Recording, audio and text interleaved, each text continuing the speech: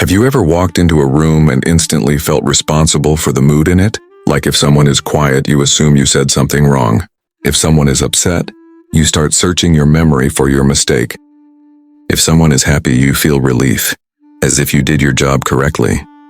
This is the quiet psychology of people who take responsibility for other people's emotions. It often begins with a simple, haunting question that runs in the background of the mind. How is everyone feeling? And is it because of me? On the surface, these people look kind, caring, emotionally intelligent. They are the ones who listen patiently, smooth conflicts, apologize first, and hold space for everyone else's pain. They are often described as emotionally mature or very understanding. But beneath that calm exterior is a constant emotional vigilance, an invisible job they never clock out of. Imagine a child growing up in a home where emotions were unpredictable. One day warmth, the next silence. One day laughter, the next tension thick enough to choke on. That child learned something early, not consciously, but deeply. I need to pay attention. I need to manage this. If I can keep everyone okay, I'll be okay. This is not weakness. This is adaptation. Psychologists call this emotional hyper-responsibility, a pattern where someone feels accountable for regulating not just their own emotions, but everyone else's too. It often develops in environments where love felt conditional, where peace had to be earned, or where emotional safety depended on reading the room perfectly. You didn't choose this role, you survived into it. These individuals become experts in micro-expressions, tone shifts, pauses between words. They notice the sigh that no one else hears. They sense discomfort before it's spoken. Their nervous system is always scanning, asking, is something wrong? And the paradox is this: what looks like empathy on the outside is often anxiety on the inside. They confuse care with control, responsibility with love, sacrifice with safety. You might see it in small, everyday moments. You rephrase a text 10 times so it won't be misunderstood. You laugh at jokes that make you uncomfortable. You stay quiet about your needs because you don't want to ruin the mood. You apologize even when you haven't done anything wrong. And deep down, there's a belief, rarely spoken, often unconscious. If someone feels bad, it's my fault. If someone leaves, I failed.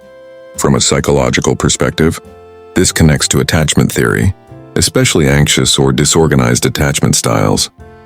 When caregivers were emotionally inconsistent, children learned that closeness required emotional labor. Love wasn't just felt, it was managed. So they grow into adults who feel safest when they're needed, useful, emotionally indispensable. But here's the quiet cost no one talks about. When you take responsibility for everyone's emotions, you slowly lose access to your own. Your feelings become secondary, optional, inconvenient. You don't ask, what do I feel? You ask, what do they need from me right now? Over time, this creates emotional exhaustion, a low-grade burnout that never fully goes away. You may feel drained after social interactions without knowing why. You may crave solitude but feel guilty for taking it. You may struggle with resentment, then feel ashamed for even feeling resentful. Because good people don't get tired of caring, right? But caring that is rooted in fear is not the same as caring rooted in choice. There's also a subtle identity trap here. When your value comes from being emotionally reliable, the idea of disappointing someone feels catastrophic. Boundaries feel like betrayal. Saying no feels like abandonment. And so you stay, you hold, you absorb. You become the emotional container for everyone else's chaos. Yet no one ever asks who holds you. What's even more complex is that society often rewards this behavior. We praise selflessness. We admire emotional availability. We romanticize the person who always shows up. So the pattern goes unchallenged until the person quietly collapses inside. Here's the hard truth spoken gently. You are not responsible for emotions you did not create. You are not obligated to fix feelings you did not cause. And you are not selfish for choosing your inner peace. But knowing that intellectually is different from feeling it emotionally. Because for people like this, responsibility doesn't feel like a choice. It feels like a reflex. And reflexes take time, patience, and safety to unlearn. So let's pause here and ask something important. What would happen if you stopped managing how everyone feels? Who would you be if you weren't the emotional caretaker?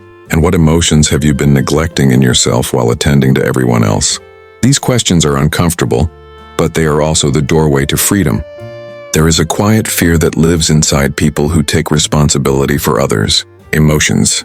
A fear that if they stop doing this, if they stop being careful, accommodating, emotionally available, they will lose connection. Love will disappear. People will leave. So they keep giving even when it hurts. They keep understanding, even when they're not understood. They keep holding space even when no one notices how heavy it's become. But here's a powerful psychological reframe.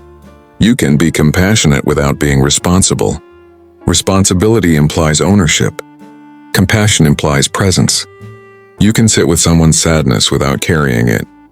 You can acknowledge someone's anger without absorbing it. You can love deeply without self-erasure. This distinction is where healing begins, from a nervous system perspective. People who overmanage emotions are often operating in a chronic state of hypervigilance. Their bodies learned that safety comes from anticipation, from control, from being one step ahead. So learning to let go isn't just a mindset shift, it's a physiological one.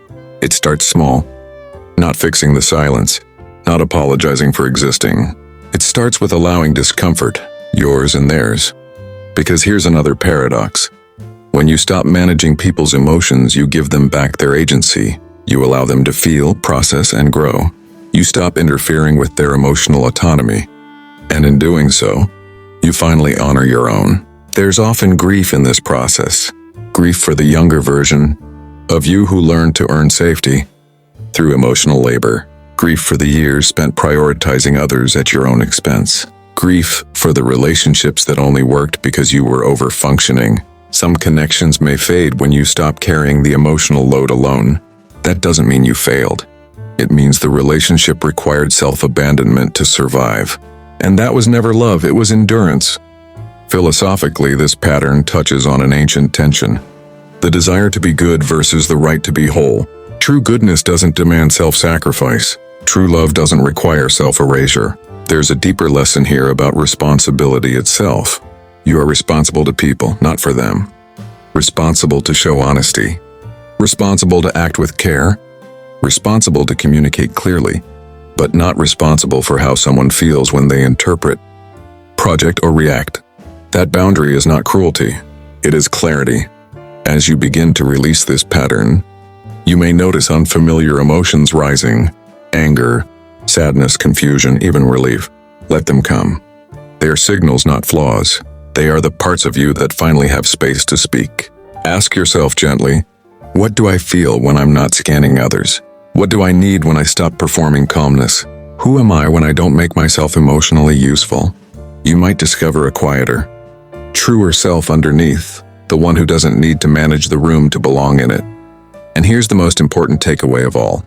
You were never meant to be the emotional regulator for the world. You were meant to be a participant in it. You don't have to carry what isn't yours. You don't have to earn peace through exhaustion. You don't have to disappear to keep others comfortable. Sometimes the bravest thing you can do is let people feel what they feel and choose yourself anyway, not out of selfishness, but out of self-respect. And maybe, just maybe, that's what real emotional maturity looks like.